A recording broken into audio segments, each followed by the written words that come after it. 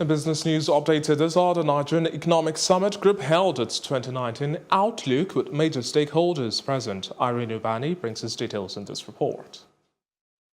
The Nigerian Economic Summit Group held its 2019 Macroeconomic Outlook, themed Steering Nigeria Through the Inclusive Growth Pathway, focusing on strategies the government could adopt.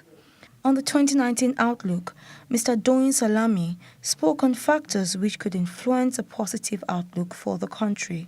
Yes, this one-year outlook is useful and interesting, but I think a more pressing need for Nigeria is to re-articulate a vision for this country.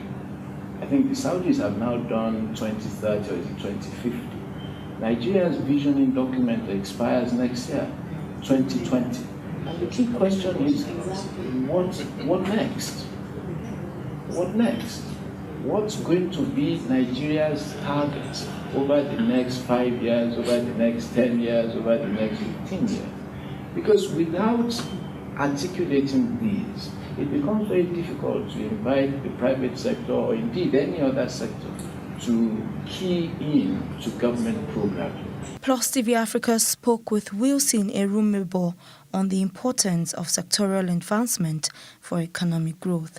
If you look at the composition of agriculture, you'd notice that crop production accounts for 90% of agricultural output in Nigeria. Meanwhile, you have other sectors like livestock, fishery, and forestry. So the three of those sectors are contributing just 10% to agricultural output. The same thing is with manufacturing, where you have cement, food and beverages, and textile contributing close to 70% of that sector's output. And you have almost like 10 other subsectors, pharmaceuticals, footwear, so many other crucial sectors, whether metals and ions,